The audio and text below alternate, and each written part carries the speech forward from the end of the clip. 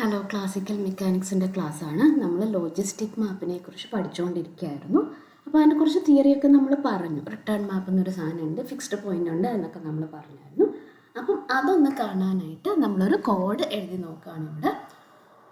Non linear dynamics പഠിക്കാനായിട്ട് numerical മെത്തേഡ്സും ഒപ്പം കൊണ്ടുപോകണം. അത് തിയറിയുടെ കൂട്ടത്തിൽ തന്നെ ന്യൂമറിക്കൽ മെത്തേഡ്സും ഒപ്പം കൊണ്ടുപോകണം. എന്നാലാണ് നോൺ ലീനിയർ ഡൈനാമിക്സ് നമുക്ക് അങ്ങോട്ട് ശരിക്കും മനസ്സിലാവുള്ളൂ. ഓക്കെ, അപ്പോൾ അതിന് വേണ്ടിയിട്ടാണ് ഞാൻ ഈ കോഡ് എഴുതിയേക്കുന്നത്.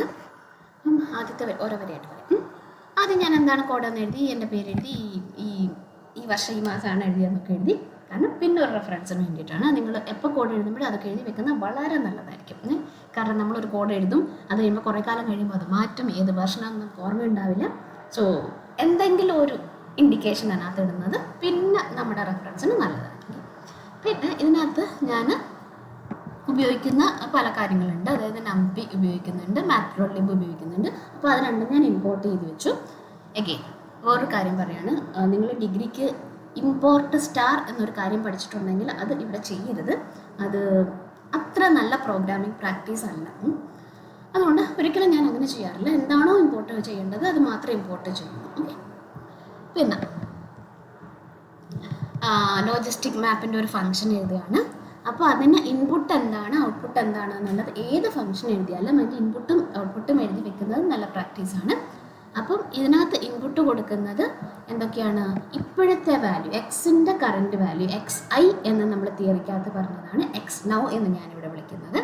അതേപോലെ നമ്മുടെ തിയറിക്കകത്ത് A എന്ന് പറഞ്ഞതിനെയാണ് ഞാൻ പാരാമീറ്റർ R എന്ന് വിളിക്കുന്നത്. ഓക്കെ, രണ്ടും ഫ്ലോട്ടാണ്.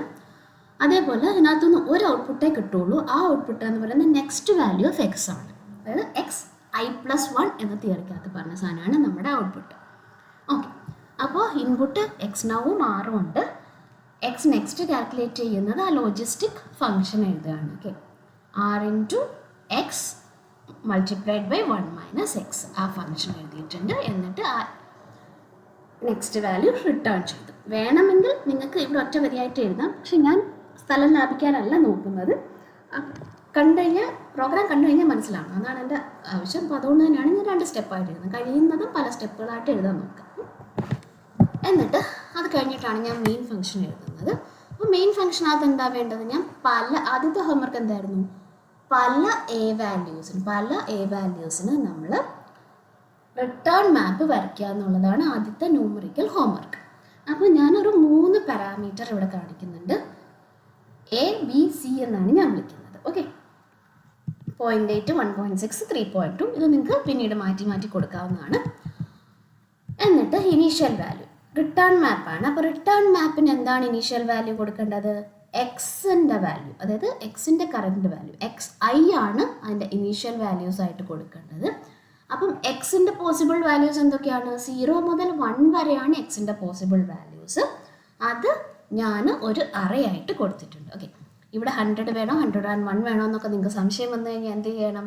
ഇത് കഴിഞ്ഞ് തൊട്ടടുത്ത് ഒരു പ്രിൻറ്റ് X എന്നൊരു സ്റ്റേറ്റ്മെൻറ്റ് കൊടുക്കുക. അത് കണ്ട് നിങ്ങൾ മനസ്സിലാക്കിക്കൂടെ എന്തിനാണ് ഈ 101 എന്ന് കൊടുത്തിരിക്കുന്നത് എന്നുള്ളത്. ഓക്കെ, ഡിഗ്രിക്ക് പഠിച്ചതാണ്, ഇൻ കേസ് സംശയം വന്നാൽ. ഇനി എന്ത് ചെയ്യണം? അടുത്ത വാല്യൂ, അതാണല്ലോ റിട്ടേൺ മാപ്പ് എന്ന് പറയുന്നത്. അതായത് XI ഉണ്ട്, അപ്പം അത് വെച്ചിട്ട് അടുത്ത വാല്യൂ കമ്പ്യൂട്ട് ചെയ്യുകയാണ് ചെയ്യുന്നത്. ഇവിടെ ഞാൻ XI എന്ന് കൊടുക്കുന്നത് എന്താണ്? എല്ലാ ഇനീഷ്യൽ വാല്യൂസും 0 മുതൽ 1 വരെയുള്ള എല്ലാ പോസിബിൾ ഇനീഷ്യൽ വാല്യൂസും ഞാൻ ഇൻപുട്ടായിട്ട് കൊടുക്കുന്നുണ്ട്. അപ്പം അതുകൊണ്ട് തന്നെ ഇതൊരു അറേയാണ് കൊടുക്കുന്നത്. അപ്പം അതുകൊണ്ട് തന്നെ എൻ്റെ ഔട്ട്പുട്ട് എന്തായിരിക്കും? ഔട്ട്പുട്ടും ഒരു അറേ തന്നെ ആയിരിക്കും. അതിന് ഇവിടെ കണ്ടുകൊണ്ട് വെച്ച് കഴിഞ്ഞാൽ എൻ്റെ ഷേപ്പ് കണ്ടായിരുന്നല്ലോ.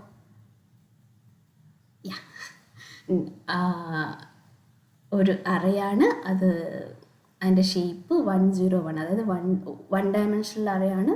101 എലമെൻറ്റ്സ് അതിനകത്തുണ്ട് എന്നാണ് ഈ പറയുന്നത്. ഓക്കെ, എനിവേ, അതായത് 0.8 ആണ് പാരാമീറ്റർ എങ്കിൽ ഉള്ള റിട്ടേൺ മാപ്പ് ആദ്യം കമ്പ്യൂട്ട് ചെയ്തു.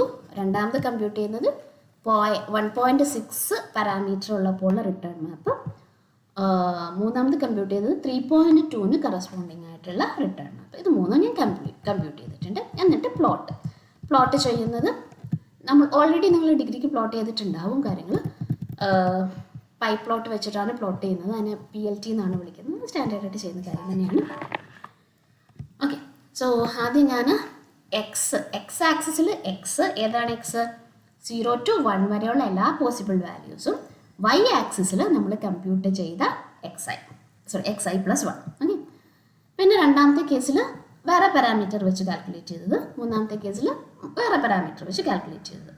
എന്നിട്ട് അതിൻ്റെ കൂട്ടത്തിൽ ഞാൻ എന്തും കൂടെ പ്ലോട്ട് ചെയ്യുന്നുണ്ട്, ആ ഒരു diagonal line X versus X, അതാണല്ലോ 45 ഡിഗ്രി ലൈൻ, അതും പ്ലോട്ട് ചെയ്യുന്നുണ്ട്. ആൻഡ് അത് എനിക്ക് ബ്ലാക്ക് കളറിൽ തന്നെ കാണണം. ഓക്കെ, അത് ഡയഗണൽ ലൈനാണ്. അപ്പോൾ ഞാൻ എത്ര പ്ലോട്ട് ചെയ്താലും എനിക്കത് ബ്ലാക്ക് ലൈനിൽ തന്നെ കാണാനായിട്ട് ഞാൻ ബ്ലാക്ക് വേണം കളർന്ന് കൊടുത്തിട്ടുണ്ട്. പിന്നെ എനിക്ക് വാല്യൂസ് വായിക്കാനുള്ള എളുപ്പത്തിന് വേണ്ടി ഞാൻ ഗ്രിഡ് കൊടുത്തിട്ടുണ്ട്. PLT ഷോ എന്ന് കൊടുത്താലാണ് പ്ലോട്ട് നമുക്ക് കാണുക. ഓക്കെ. സോ തൽക്കാലം ആദ്യം പ്ലോട്ട് ചെയ്യുമ്പോൾ നമുക്ക് എല്ലാം കൂടെ പ്ലോട്ട് ചെയ്യേണ്ട, ഒരെണ്ണം പ്ലോട്ട് ചെയ്യാം. ഈ ഫംഗ്ഷനായിട്ട് എഴുതുന്നതിൻ്റെ ഗുണം ഇതാണ്, നമുക്ക് ആവശ്യമുള്ള കാര്യങ്ങളൊക്കെ അങ്ങോട്ടും ഇങ്ങോട്ടും മാറ്റി ചെയ്യാൻ വളരെ എളുപ്പമാണ് ഫംഗ്ഷൻ വെച്ച് കഴിഞ്ഞാൽ. ഓക്കെ, ഇനി ഞാനൊന്ന് റൺ ചെയ്യാണ്.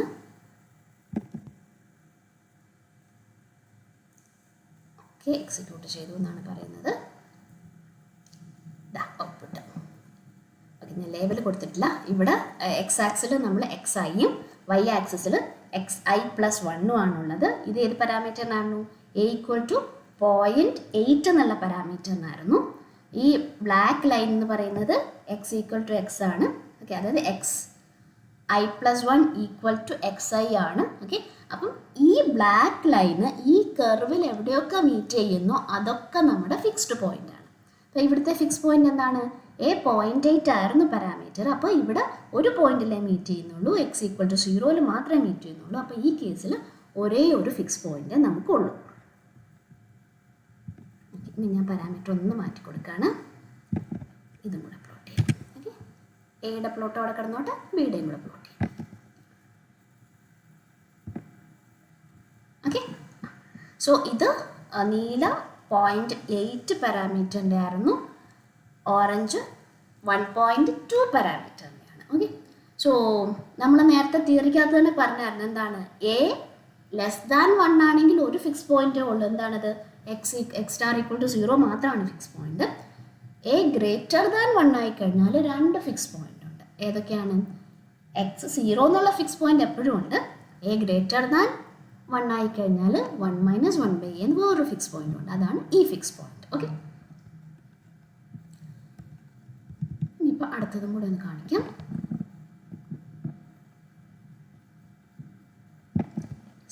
സി കൂടെ കാണിക്കാം, മൂന്നും കൂടെ ഒരുമിച്ച് പ്ലോട്ട് ചെയ്യാം.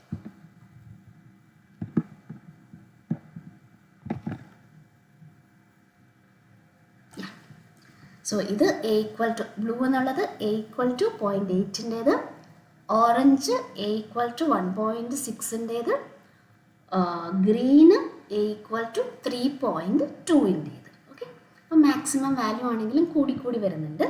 അതേപോലെ ഫിക്സ് പോയിന്റിൻ്റെ വാല്യൂ ആണെങ്കിലും കൂടി വരുന്നുണ്ട്. A കൂടുന്നതിനനുസരിച്ച് ഫിക്സ് പോയിന്റിൻ്റെ വാല്യൂ ആണെങ്കിലും കൂടി വരുന്നുണ്ട്. അപ്പോൾ ഇതാണ് ആദ്യത്തെ ഹോംവർക്കിൻ്റെ ആൻസർ. കോഡ് ഇവിടെ ഉണ്ട്.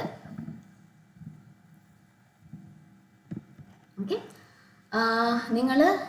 നിങ്ങൾക്ക് കോഡ് അയച്ചു തരാത്തതിൻ്റെ കാര്യം, നിങ്ങൾ അത് അങ്ങനെ എടുത്ത് റൺ ചെയ്തു നോക്കിക്കഴിഞ്ഞാൽ നിങ്ങൾ പഠിക്കില്ല. ഓക്കെ, കാര്യം എന്താണ് ചെയ്യുന്നത് എന്ന് മനസ്സിലാക്കിയിട്ട് നിങ്ങൾ തന്നെ എഴുതി നോക്കുക.